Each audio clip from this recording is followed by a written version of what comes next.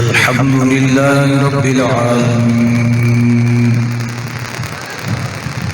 वस्सलातु वस्सलामु अला सय्यिदिल अंबियाइ वल मुरसलीन व अला आलिहि व अस्हाबिहि अजमाइन।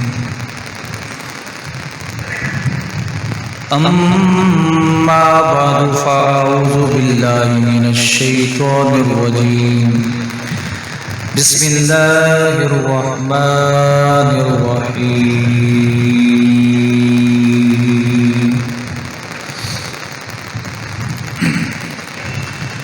वलिल्लाहि अलन नासि हिज्जुल बैति मन इस्तताअ इलैहि सबीला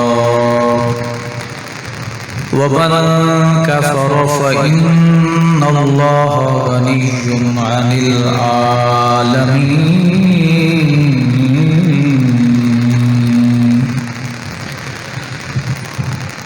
आमन्तु बिल्लाहि सदक़ल्लाहुल अज़ीम व बल्लगना रसूलुहुन नबियुल करीमुल अमीन। इन्नल्लाह व मलाइकतहु युसल्लूना अलन नबी या अय्युहल्लज़ीना आमनू सल्लू अलैहि व सल्लिमू तस्लीमा। अस्सलातु वस्सलामु अलैका या सय्यदी या रसूलल्लाह। अस्सलातु वस्सलामु अलैका या सय्यदी या रहमतल लिल आलमीन व अला आलिका व अस्हाबिका या खातमल अंबिया वल मुरसलीन।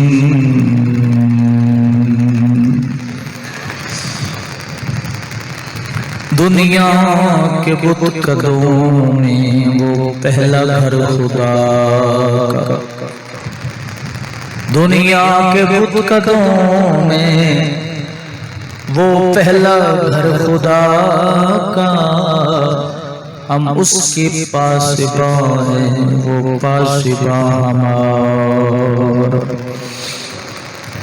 बातिल से दबने वाले हैं आसमां नहीं, हम 100 बार कर चुका तो इम्तिहान हमारा। हम्दो सलात के बाद मुअज़्ज़ज़ व मोहतरम अहबाब ज़िवकार, आज की गुफ्तगू हज शरीफ के हवाले से, किस पर हज फर्ज है और हज के फ़राइज़ कितने हैं और इसकी शराइत क्या है और इसकी फजीलत व अज़मत क्या है।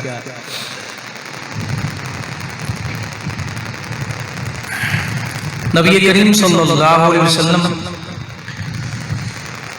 ने हज के तमाम मनासिक को भी बयान फरमाया और बाकायदा तौर पर रसूल करीम सल्लल्लाहु अलैहि वसल्लम ने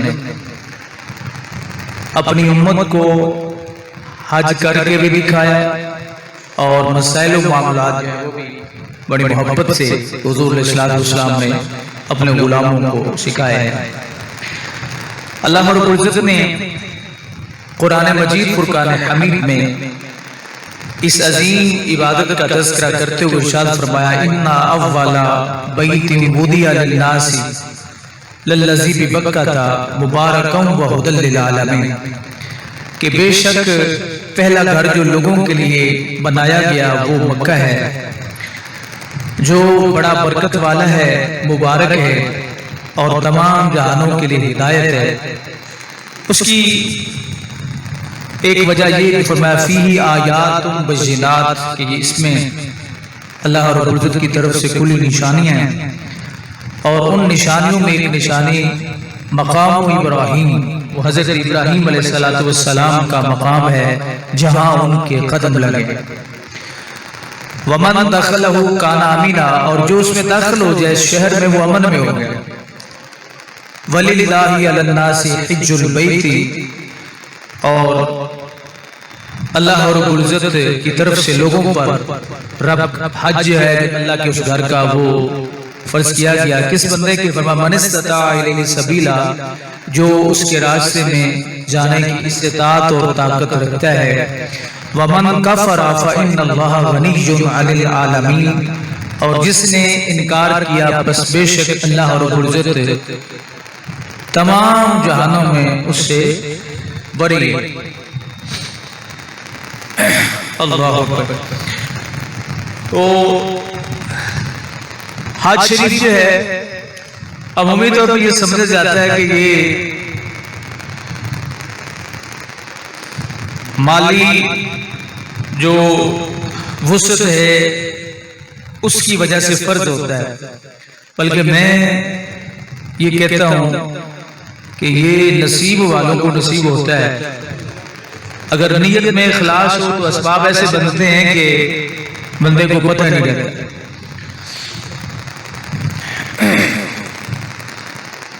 नबी करीम सल्लल्लाहु अलैहि वसल्लम फरमाते हैं, मुस्लिम शरीफ में ये हदीस पाक है, सैयदना अबू हुरैरा रज़ियल्लाहु तआला अन्हु से मरवी, हुजूर सल्लल्लाहु अलैहि वसल्लम ने खुतबा पढ़ा और फरमाया कि लोगों तुम पर हज फर्ज किया गया है, लिहाजा हज करो। एक शख्स ने अर्ज की, या रसूलुल्लाह सल्लल्लाहु अलैहि वसल्लम क्या हर साल? तो हुजूर इस्लाम ने खामोशी इख्तियार फरमाई। उस बंदे ने खड़े होकर फिर अर्ज किया, या रसूलुल्लाह क्या हर साल? हुजूर ने फिर खामोशी इख्तियार फरमाई। उसने तीसरी मर्तबा फिर अर्ज किया कि क्या हज हर साल फर्ज है? तो नबी करीम अलैहिस्सलाम ने फिर खामोशी फरमाई और इरशाद फरमाया कि लौ कुल्तु नाम लवाजबत, अगर मैं ये कह दूं कि हाँ तो ये वाजिब हो जाएगा, हर साल हज फर्ज हो जाएगा। अगर मैं इतने जुमले कह दूं कि नाम, तो जो बेइख्तियार हो भला उनकी जुमलों की कदर होती। अल्लाह रब्बुल इज्जत ने अपने महबूब को वो मकाम दिया है कि अगर वो कह दे नाम,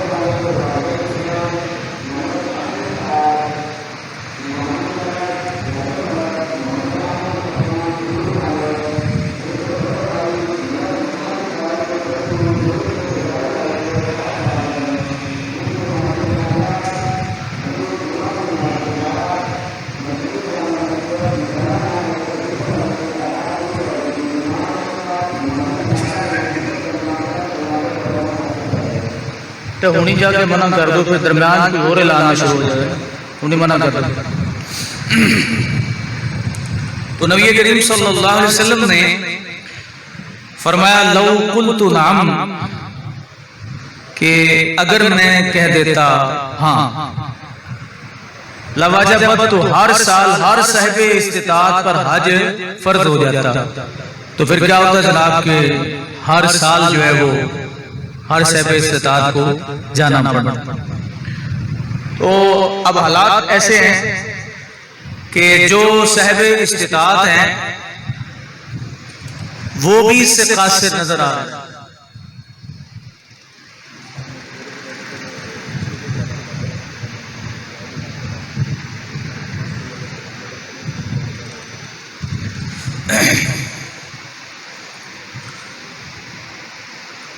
तो नबी सल्लल्लाहु अलैहि वसल्लम ने फरमाया कि तुमसे पहले उम्मतें हलाक हो चुकी। या रसूल अल्लाह किस वजह? फरमाया कसरत सवालात की वजह से। नबियों से उम्मतें सवालात बहुत करती थी, बहुत ज्यादा सवालात। तो हुजूर सल्लल्लाहु अलैहि वसल्लम फरमाते हैं कि कसरत सवालात से उम्मतें हलाक हो जाती। ये कसरत सवालात से मुराद क्या है? फरमाया से मुराद तनकीद, बेजा तनकीद।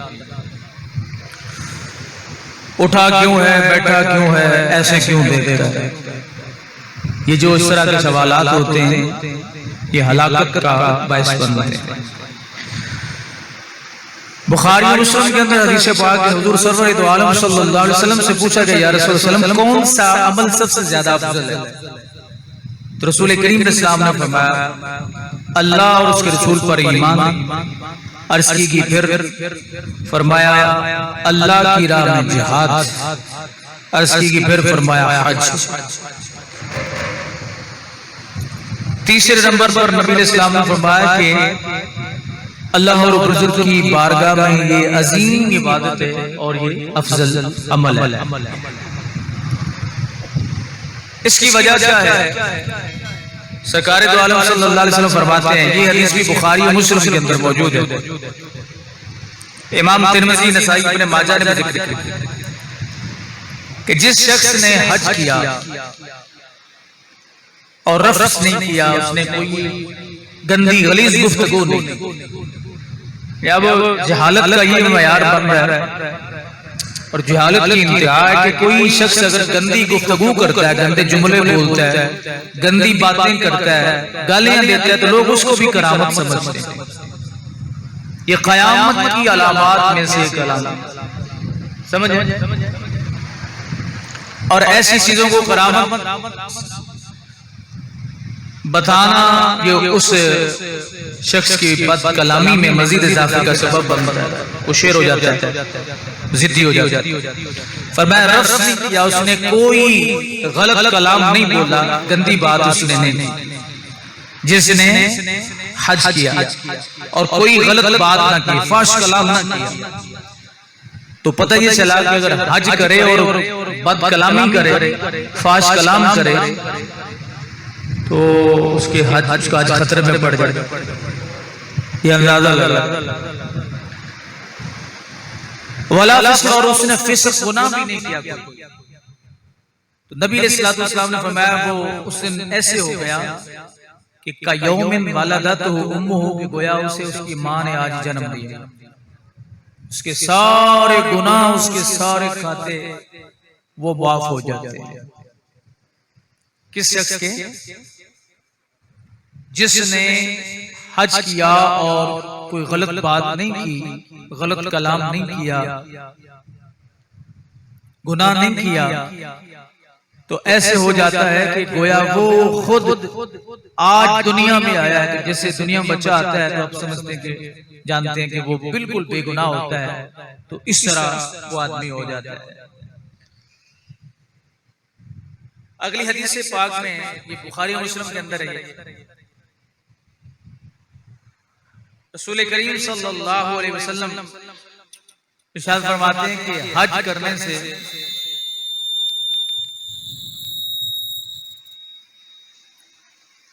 अगले सारे गुनाह माफ हो जाते हैं, बशर्ते कि इसमें, अब ये पीछे जो जिक्र हुआ ना कि रफ्स भी नहीं किया उसने, कोई गलत कलमा भी नहीं बोला और गुनाह भी नहीं किया, तो ये चीजें काउंट होंगी।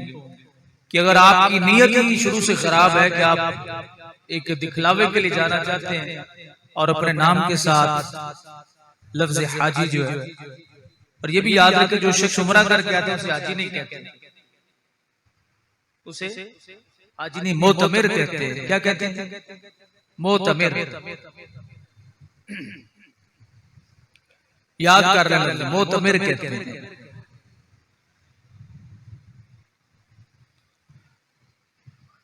और इब्ने माजा में उम्मुल मोमिनीन हज़रत उम्मे सलमा रज़ियल्लाहु तआला अन्हा से मरवी है, अब फरमाती हैं कि रसूलुल्लाह सल्लल्लाहु अलैहि वसल्लम ने फरमाया कि हज कमजोरों के लिए जिहाद है।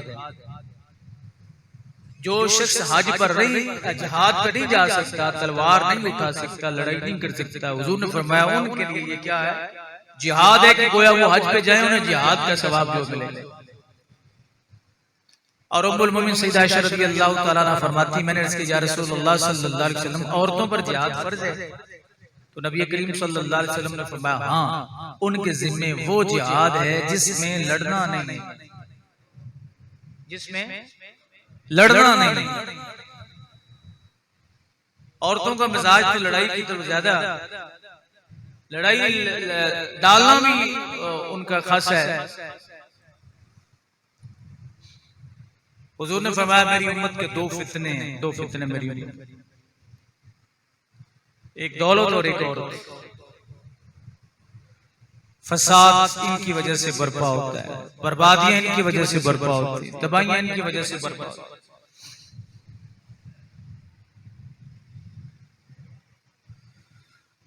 अल्लाह अकबर।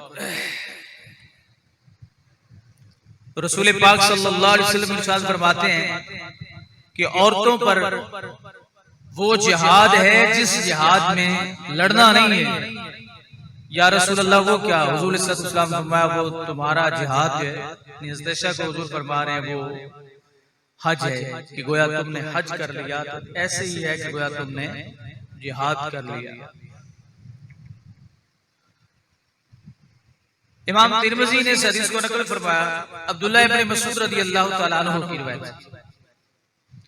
हुजूर सरवर दो आलम सल्लल्लाहु अलैहि वसल्लम इरशाद फरमाते हैं हज उम्रा मोहताजी और गुनाहों को ऐसे दूर करते हैं जैसे भट्टी लोहे और चांदी और सोने की मैल को दूर करती है।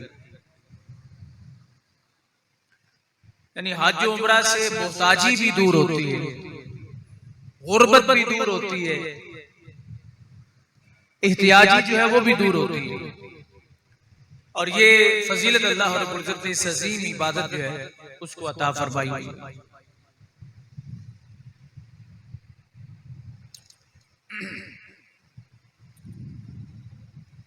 अब नबी करीम सल्लल्लाहु अलैहि वसल्लम का इस हवाले से बड़ा खूबसूरत फरमान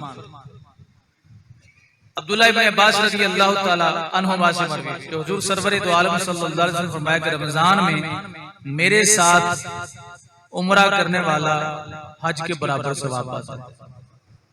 अब ये शान तो मेरे आका अपने खुद ही बयान कर रहे हैं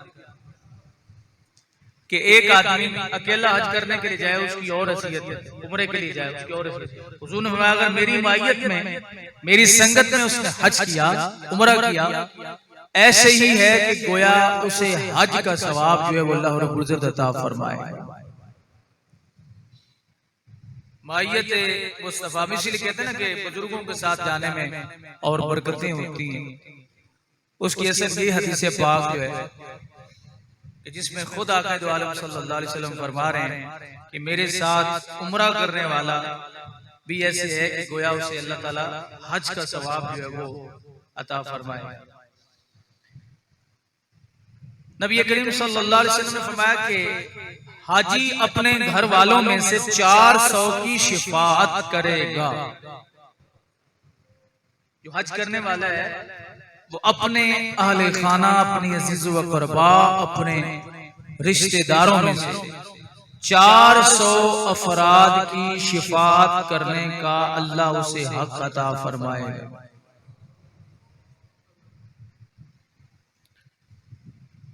जिस बंदे को 400 अपने खानदान में, अजीज व क़रबा में, रिश्तेदारों में 400 बंदे की शिफाअत का हक दे दिया जाए तो भला उसकी फैमिली में, उसके खानदान में कोई रह जाए।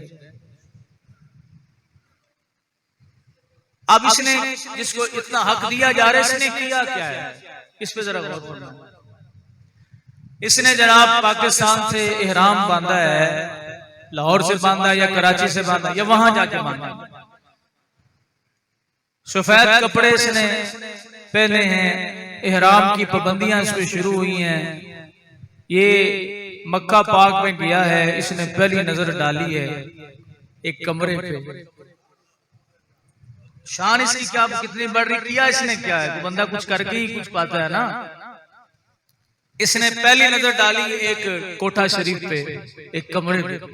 मेरे आका करीम इस्लाम फरमाते हैं जिसकी पहली नजर पड़े ना एक कमरे पे, अल्लाह पे नहीं, हमारी आंखें तो रब को देख ही नहीं सकती, रब पे नजर नहीं पड़ी है, एक कमरे पे नजर पड़ी, एक कोठे पे नजर पड़ी। और कोठा भी किसी का बनाया गया है, बंदे के हाथ का बना। कोठा किसका बना? बंदे के हाथ का बना हुआ है। कोई बंदा यहाँ पे कोठा बना दे तो उसकी वो शान होगी जो उस कोठे की, ना वो बंदा ना वो हुक्म। लेकिन जब अल्लाह के महबूब बंदे कोई काम करते हैं तो अल्लाह उनसे मोहब्बत का इजहार फरमाता है। रब ने इब्राहीम खलीलुल्लाह अलैहि सलाम को बोला कि मेरा कोठा बना दो, मेरा कमरा बना दो। अल्लाह तू तो कमरे में रहने का मोहताज ही नहीं है, तेरी एहतियाज ही नहीं है कमरे में रहने। तो मैं तुम्हें नहीं पता, मैं तुम्हें कह रहा हूं तुम मेरा कमरा बना दो, मेरा कोठा बना दो, हाथ तेरे लगेंगे और मकाम देखने वाले पाते रहे। हुजूर ने फरमाया जिसने पहली नजर काबा शरीफ पे जिसकी पहली नजर पड़े वो जो भी दुआ मांगे कबूल हो। उमरा पे जाएं, हज पे जाएं, जो पहली नजर आपकी पड़े ना काबा शरीफ के ऊपर, जो भी मांगे अल्लाह उसे कबूल करता है। अब उसका समर जो है यानी फल जो है उसमें ताखीर हो सकती है, चाहे वो अल्लाह ताला आखिरत में अता फरमा दे, लेकिन मेरे मुस्तफा करीम अलैहिस्सलाम का ये फरमान जरूर मौजूद है कि पहली नजर जब काबे पे पड़े तो जो भी दुआ की जाए वो कबूल हो। अब इस बंदे ने किया क्या, जो 100 बंदे 400 बंदे की शिफात करेगा। इसने वो काबा देखा जो बनाया एक बंदे ने, निजाम तो अभी से खराब हो गया, फिर बंदों के पीछे लगा दिया। इसके बाद इसने क्या किया है कि इसने जनाब वो तवाफ शुरू कर दिया। ये किसने किया, ये भी बंदे ने। जब ये आता है अजर अस्वद के सामने दुआ की इस्तेलाम करता है, हाथों के इशारे करता है, हाथों के इशारे करता है। अगर जाके बोसा नहीं लेता तो हाथों के इशारे वो क्यों कर रहा है, वो भी एक पत्थर है, वो भी किसी बंदे ने लगाया है। हम ईंट लगाएं तो कोई इसे देखने नहीं आता, उधर बंदा पत्थर आके नस्ब कर दे तो कयामत तक देखने के लोग आते। और जो देखने आता है उस पत्थर की शान ये है, वो एक अजीम स्कैनर है जो बगैर थंब लगाए, बगैर अंगूठे लगाए आपके हाथों के प्रिंट्स ले लेता है। कोई ऐसा स्कैनर अभी तक बना ही कोई नहीं है कि जिसके ऊपर आप हाथ मस न करें, बस उसे इस तरह दिखा दें और वो आपके प्रिंट्स जो है वो सारे के सारे ले लें। है कोई दुनिया में ऐसा स्कैनर? और हर बंदे के हाथों की लकीरें उसके अंदर महफूज हो रही हैं। जिसका चेहरा सामने है वो चेहरे के लेता गया, जिसका हाथ जिसने दूर से दिखाया वो हाथों के प्रिंट लेता गया। हिकमत भी इसमें ये है, एक बंदे के फिंगरप्रिंट्स जो दूसरे के साथ नहीं मिलते, ये कुदरत खुदाबंदी है और ये फजले खुदाबंदी है कि वो आपके हाथों के प्रिंट्स ले रहा है। और कयामत का दिन आएगा, मेरे मुस्तफा करीम इस्लाम फरमाते हैं हजर अस्वद को बुलाया जाएगा, अल्लाह फरमाएगा आप भी 10 केड़ा आया। अब ये इसकी शान है कि ये 400 बंदों की शिफात करेगा। कितने की? काम सारे देख लें जो इसने किए हैं, शिफात इसे 400 बंदों की नसीब हो रही है अपने खानदान में से। हुजूर फरमा रहे बुखारी मुस्लिम में ये 400 बंदों की हाजी साहब जो है वो शिफात करेंगे। तो हाजी साहब ने खुद क्या किया, जो इतना मनसब इन्होंने पाया है वो कैसे किया? अब हाजी साहब ने ये किया कि जनाब वो अभी तो उम्रा हो रहा है ना, अभी हज के मनासिक है ना, पीछे हज बाकी है। इन्होंने जाके जनाबे वाला वो हजर अस्वद जो है उसको बोसा दिया है या हाथ लगाया है, ये भी बंदे का लगाया हुआ है। फिर उन्होंने पहले 3 चक्करों में जरा ये काम किया है, रमल किया, छाती बाहर निकाल के उठा के पांव चले हैं। ये भी अल्लाह के बंदे चले हैं। काम सारे इसने अल्लाह के बंदों वाले किए हैं, लेकिन वो बंदे आम नहीं थे, वो बंदे अल्लाह रब्बुल इज्जत के महबूब बंदे थे। ये तो उम्र की शान बयान। उसके बाद हाजी साहब ने क्या किया, इन्होंने जनाब 7 चक्कर पूरे करके आके 2 रकअत नफल पढ़े। तो फरमाया ये भी खास मकाम पे पढ़ने। अल्लाह रब्बुल इज्जत ने तो इस शहर की अजमत और इस शहर का जो मकाम है मक्का का वही बयान फरमा दिया। फरमाया मुबारकम व हुदल लिल आलमीन फीही आयातुम बय्यिनात। मकाम इब्राहिम, इब्राहिम अल्लाह के नबी का नाम है, गैरुल्लाह का नाम। हाजी साहब गए जनाब मोतमिर साहब, उन्होंने जाके 2 रकत मकाम इब्राहिम पे खड़े हो गए जनाब, वहां पे नफल जो है वो अदा किए। फिर तमाम मनासिक आप देख लीजिए। ये कई मरतबा ये बात अर्ज की कि इसके बाद जमजम शरीफ पीते रज के हैं, ये भी नबी के कदमों की खैरात, ये भी इस्माइल के कदमों की खैरात है जो इब्राहिम के बेटे, उससे शिफा, उससे सिफारिश और शिफा का अकीदा रख के पानी पिया जा रहा है। किसमें शिफा है? अब जरा गौर फरमाएं, शिफा है नबी की एड़ियों से। अगर नबी की एड़ियां ना लगती तो शिफा अल्लाह इसमें ना रखता।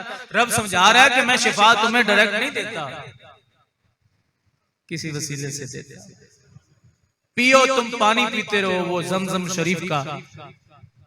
ये तुम्हारा जरा माइंड भी ठीक रहे ना कि अल्लाह के बंदे कुछ नहीं है, अल्लाह के बंदे ही तो सब कुछ हैं। रब फरमाता है ये बंदे ही तो मेरी पहचान है, लेकिन मैंने इनको अपना बंदा बनाया, खुदा नहीं बनाया। हदीस पाक में आता है कि बहुत सारे मोमिनीन ऐसे हैं कि जिनकी अरवाह लटकी हुई है जमजम शरीफ के कुएं में मुअल्लक है। ये ऐसे नहीं बरकत वाला ये कुआं शरीफ बन गया। फिर जनाब सफा और मरवा की साज करनी है आपने, सफा और मरवा के चक्कर लगाने, ये किसने लगाया? या अल्लाह, हमसे तो मर्दों की शानें बयान बर्दाश्त नहीं हो रही है, औरतों की शान भी बयान बर्दाश्त करना पड़ेगा। वहां तुम्हें पता नहीं, ये औरत कोई आम औरत नहीं है, ये मेरे इस्माइल की माँ है, इब्राहिम की बीवी है। तो जहां इस्माइल की माँ और इब्राहिम की बीवी का ये मकाम हो, इस्माइल की माँ का ये मकाम हो, तो जितने चक्कर उन्होंने अपने लख्त जिगर के लिए लगाए हैं, रब पूरी उम्मत पर कयामत तक हर उम्र वाले के लिए, हज करने वाले के लिए लाज़िम करार दे। तो फिर इब्राहिम के नबी की माँ की शान का आलम क्या होगा? कितने अदब से नाम लो, कितने अदब से नाम लो मेरे रसूल का, कितने अदब से नाम लो मेरे रसूल का। लाजिम अदब बहुत है असलुल उसूल का, कितने अदब से नाम लो मेरे रसूल का। लोग कहते हैं कि हुजूर की जो वालदा थी ना वो साहिब ईमान नहीं, और बड़े नडर हो गए। खुशी होती है ना नबी की बीवियां ठीक है, ना माशाल्लाह नबी की माँ ठीक है, ना नबी की बेटियां ठीक है, ना नबी के सहाबा ठीक है, वो ठीक है कौन? बिनते वहब मकाम है तेरा बड़ा बुलंद, बिनते वहब मकाम है तेरा बड़ा बुलंद, बिनते वहब मकाम है तेरा बड़ा बुलंद। चर्चा है सब बहार, चर्चा है सब बहारों में एक तेरे का, बिनते वहब मकाम है तेरा बड़ा बुलंद, बिनते वहब मकाम है तेरा बड़ा बुलंद। चर्चा है सब बहारों में एक तेरे फूल का लाजिम अदब बहुत है असल उसूल का कितने अदब से नाम लो उम्मे रसूल का। शर्म नहीं आती हुजूर की अम्मी जान को माशाअल्लाह बेईमान साबित करने में।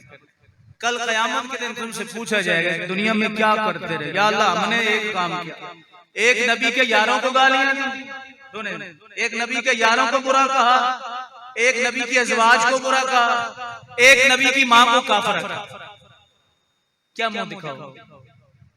अब बताएं अल्लाह खुश होगा कि वाह भाई वाह बंदों ने बड़ा काम किया। जिस शख्सियत को मैंने पूरी दुनिया की राहबरी के लिए भेजा ये है भी निकालते। अल्लाह। तो हजरत इस्माइल अलैहिस्सलाम की अम्मी जान जहां कदम लगाएं और आप फरमाए ओए आओ जाओ उन्हीं कदमों में। या अल्लाह हमसे तो मर्दों की बंदों की शानें नहीं बर्दाश्त हो रही तो तूने हमें औरतों की शान बर्दाश्त। तो बात तुम्हें पता होना चाहिए कि ये माई साहबा जो थी ना हाजरा ये कोई आम औरत नहीं थी, मेरे नबी की माँ थी। और जो नबी की माएँ होती हैं उनके कदम जहां लग जाते हैं। हज़रत उम्मे ऐमन फरमाती हैं जब रसूल पाक सल्लल्लाहु अलैहि वसल्लम की वालिदा मोहतरमा का विसाल हुआ ना अबवा के मकाम पर, तो हुजूर की उम्र मुबारक 6 बरस थी। हुजूर की उम्र मुबारक 6 बरस थी और सईदा आमना रज़ियल्लाहु ताला अन्हा ने अपने सीने पे लिटाया और कहा मेरे बच्चे मेरे बेटे मैं पूरी दुनिया को एक ऐसा तोहफा दे के जा रही हूँ, एक ऐसा बच्चा दे के जा रही हूँ जो मुझे ख्वाब आए हैं अगर वो सच्चे हैं तो ऐसा बच्चा आज तक किसी माँ ने जन्म नहीं लिया। कद वुलिदतु तुहरा मैं पाकीज़गी जन्म दे के जा रही हूँ। फिर नन्हे नन्हे हाथों से बुखार बड़ा तेज था सीधे पाक को मेरे आका करीम ने अपने नन्हे नन्हे हाथों से वो पत्थर उठा के अपनी मां की कब्र पर रख। आज कोई पूछे कि हजरत आमना रज़ियल्लाहु अन्हा की कब्र कहां है जाओ तलाश करो। उम्मतियों ने ये किया कि उनकी कब्र पे बुलडोजर चला मिटा डाली। ये तहकीक करके देख लें आप, तारीख पढ़ के देख लें, तहकीक करके देख लें कि हज़रत आमना रज़ियल्लाहु ताला अन्हा की कब्र कहां है। उन्हीं जलसे जुलूसों में तालिब इल्म दौर में खुद शामिल होते रहे। मेरे ख्याल में सन 2001 की बात है जब सईदा पाक की कब्र अनवर को शहीद किया गया। उम्मती का ये हक अल्लाह अपने नबी इस्माइल अलैहिस्सलाम की मां के कदमों के निशान भी बाकी रखता है और कहता है कि यहाँ पे तुम आओ सफा मरवा की साज करो और चक्कर लगाओगे, मेरे इस्माइल की मां के कदमों के यहाँ पे निशान लगे।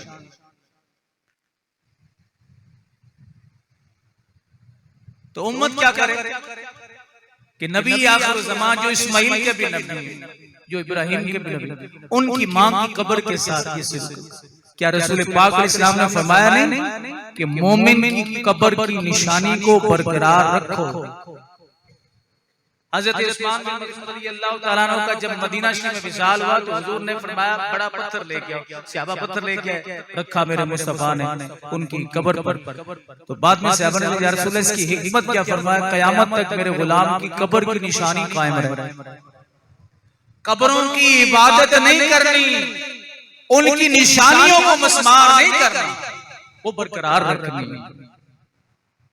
ताकि पता चलता रहे कि ये फलां की कब्र है, फलां की कब्र है।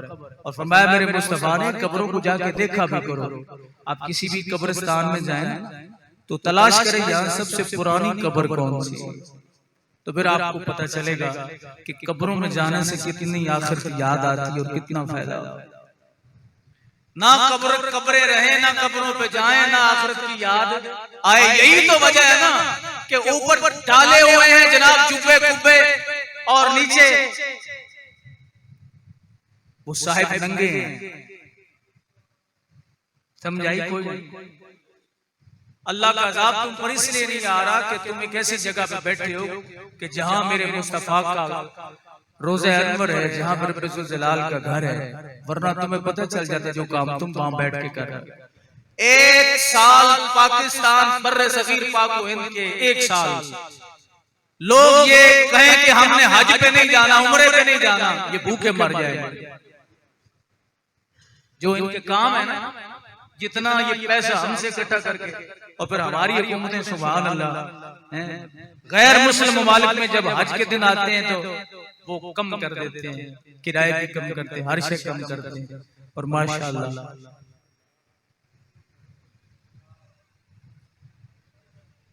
अभी मैं ये फजाइल की तरफ मसाइल इंशाल्लाह अगले जुमे पे आपके हज किस पर फर्ज है, ये बड़ा ही नाजुक मसला है। पता नहीं हम में से शायद ही कोई ऐसा हो जो इससे बच जाए। अभी आज मैं आपका ज़हन बना रहा हूँ कि मसला आपको गोशगुजार करना है कि हज किस पर फर्ज है, बस आप हैरान हो जाएंगे।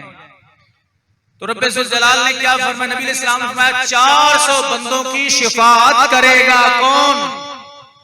हाजी। या अल्लाह इसे हाजी ने किया क्या है, ये क्या करता है? फरमाया कि सारे मेरे बंदों के कदमों पे कदम रखता है, मेरे बंदों की जो मेरे बंदों की निशानियां थी उन निशानियों का ये अदब करता रहा है। अल्लाह फरमाता है कुरान में इन्न सफा वल मरवा मिन शाइरिल्लाह, ये सफा और मरवा रब्बुल जलाल की निशानियों में से हैं। व मन युअज़्ज़िम शाइरिल्लाह फइन्नहा मिन तक़वल क़ुलूब, और जो रब्बुल जलाल की निशानियों का अदब करता है, हुजूर अल्लाह फरमाता है उसका दिल सुथरा है, वो दिल का पाक है। तो ये शान है जनाब हाजी साहब की कि उन्हें 400 बंदों की शफाअत का हक जो है वो दिया जाएगा। कब दिया जाएगा जी? क़यामत के दिन, दुनिया में, कब्र में या हश्र के दिन? क्यों? हश्र के दिन ये हक दिया जाएगा जब नफ्सा नफ्सी का आलम होगा, जब कोई किसी का पुरसाने हाल नहीं होगा, हर नफ्स को अपनी पड़ी होगी। जब हाजी साहब मैदाने क़यामत में आएंगे, मैदाने महशर में आएंगे, अर्ज करेंगे आए रब्बुल जलाल, तेरे महबूब का फरमान कि 400 बंदों की मैं शिफाअत करूंगा। रब फरमाएगा क्या तूने ये नहीं सुना? वला रफसा वला फुसूक,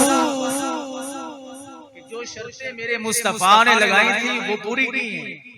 तुमने आज में कोई बद कलामी नहीं की, कोई गुनाह नहीं किया, अगर की है पूरी तो आ जाए। अल्लाह रब्बुल इज्जत फरमाएगा मेरे फरिश्तों जी या अल्लाह, मेरे मुस्तफा के फरमान के मुताबिक जिस जिसका ये नाम ले उसे जन्नत में रख दो, डाल दो, इज़्ने आम कर दो। गिन लेना 400 बंदे जिनका ये अपने खानदान में से नाम ले।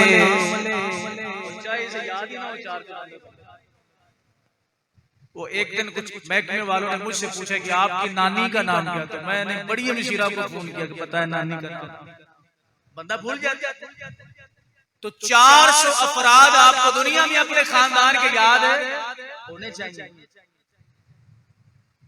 तो फिर कयामत के नाम याद चले, लिस्ट लेके जाएं, हमारे खानदान में ये भी है, ये भी है, ये भी है, जिन पर वो फजल फरमाएगा उन्हें सब कुछ याद आ जाएगा, उनकी नजरों से कोई ओझल शय नहीं रहे। आप ये बताइए, ये शान है खिदमतगारों की, ये शान है खिदमतगारों की। सरदार का आलम क्या होगा, मुस्तफा के गुलामों के गुलामों के गुलामों के गुलामों के गुलामों के गुलामों के गुलामों की गर ये शान है, तो नबियों के सरदार की शान का आलम क्या होगा।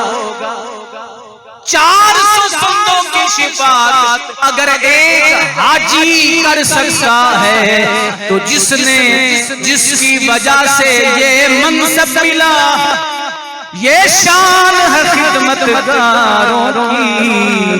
सरदार का आलम क्या होगा। इसीलिए फरमाया जब कयामत का दिन आएगा, हर नबी के पास उम्मतें जाएंगी, लेकिन जवाब यही आएगा, ना हमें ये इख्तियार नहीं। हर नबी के पास जाएंगे लोग, मुसलसल इनकार होते जाएंगे, नफ्सी नफ्सी की सदाएं बुलंद होंगी। आखिर में जनाबे ईसा अलैहिस्सलाम के पास आएंगे, अर्ज करेंगे ऐ ईसा अलैहिस्सलाम मेहरबानी फरमा। आप फरमाएंगे पता मैं बताता हूँ, एड्रेस मैं बताता हूँ, पहुंचना तुम्हारा काम है, तुम्हारी बिगड़ी बनाना उनका काम है।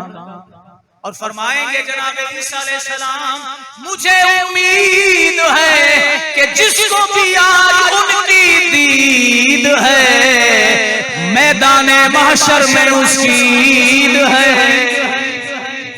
नजरें उठा के देखेंगे, हुजूर तशरीफ लाएंगे, हर कोई पुकार के कहेगा लजपाल करीमा, लजपाल करीमा, गमटाल करीमा, शाला साया जोका बात थी वे, ओ तेरे कर्म दीर्घ निगाह मगना, थक हार दे आया दुनिया तो पंग तेरे पलका सा मगना।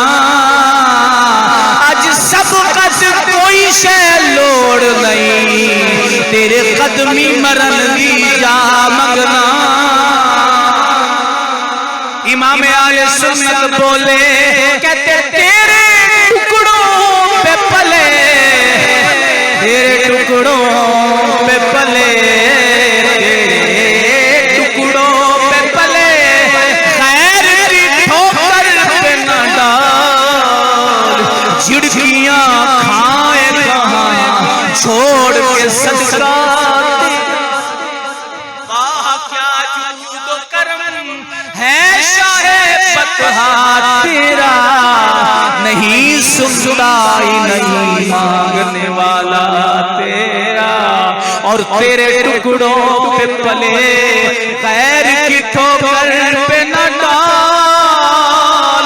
आज मैदाने माशर है, हर किसी को अपनी बनी है, पर हमारा सहारा तो तू हमारा नबी है। तेरे टुकड़ों पे पले, खैर की ठोकर पे न डाल, या मुस्तफा या मुज्तबा, किसी और का रास्ता न दिखाना, क्योंकि तेरा दर ही है हमारा ठिकाना। तेरे टुकड़ों पे पले, खैर की ठोकर पे न डाल, झिड़कियां खाए कहां छोड़ के सदका। हाजी की शान ये 400 खानदान के सिवा से बरादरी नाल बना के रखी कर, हो सकता है कोई बिरादरी में से आए 400 बंदों का नाम ले, अल्लाह फरमाए बता भी बता, या अल्लाह ये भी या अल्लाह इन्हें तो मैंने बड़ा मारा, या अल्लाह इन्हें मेरे नाल बड़ियां भैड़ियां कीतियां से, तो अल्लाह फरमाएगा कोई बात नहीं, भैड़ा उसने किया था, तू तो चंगा कर। तो फरमाया मेरे मुस्तफा ने कि 400 बंदों की शिफाअत कौन करेगा? हाजी। तो पता चला ना हज कुछ है तो है ना। एक हदीस पाक यहां पेश कर देते हैं, नबी करीम ने इस्लाम फरमाया जिस बंदे के पास इस्तिताअत हो, इस्तिताअत क्या है, आप हैरान हो जाएंगे, परेशान हो जाएंगे, और अगले जुमे पे आप परेशान ज्यादा होंगे। ये मैंने एक लिस्ट बना के रखी इन मसाइल की कि हज फर्ज किस पे है। हुजूर ने फरमाया जिस पर हज फर्ज है उसको नहीं करता, और मैं वो यहूदी होकर मरे या ईसाई होकर मरे, वो मेरा है ही कोई नहीं। आखिरी बात अर्ज कर रहा हूं, इंशाल्लाह 2-4 दिनों पर मैं दोहराऊंगा। पेप्सी, कोक, मरिंडा, फेंटा, स्प्राइट, 7 अप, अगर जो स्ट्रिंग या स्ट्रंग जो भी है जो इनकी बनी हुई है, अगर हुजूर से मोहब्बत है, इंसानियत से मोहब्बत है, इस्लाम से मोहब्बत है, तो नहीं पीनी।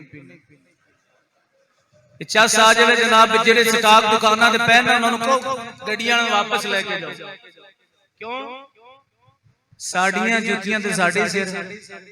कयामत के दिन अल्लाह की बारगाह में ये तो कह सकेंगे या अल्लाह हम वहां जाके लड़ तो नहीं सकते थे, लेकिन उन जालिमों को यहूदियों की मुआवनत नहीं की। ये बोतल जब आप पी रहे हो सोचे कि इस बोतल आपके पेट में जा रही है और मुसलमानों का खून निकाला जा रहा है, ये खून है जो आप पीते हैं। ये ख्याल रखें, लिहाज रखें। जिसके कानों तक मेरी आवाज जा रही है हाथ खड़ा करके कहेंगे नहीं पिएंगे, दुकानों पे नहीं रखेंगे। क्या? पेप्सी, कोक, स्प्राइट, 7 अप और दीगर इनकी जो बोतलें, और भी कई मशरूबात हैं जो मेरे इल्म में नहीं है। अगर आपके इल्म उससे भी गुरेज करें इंशाअल्लाह क़यामत वाले दिन सुरखरू इनको भी पता चल जाएगा। जब कोई कारोबारी बंदे को घाटा पड़ता है ना तो फिर वो बड़े सूत्र आता है। इनको पता चल जाएंगे यहूद को कि मुसलमानों में कुछ ना कुछ है जो इनके इख्तियार में, वो तो ये कर सकते हैं। अल्लाह हम सब को अमल की तौफीक बख्शे।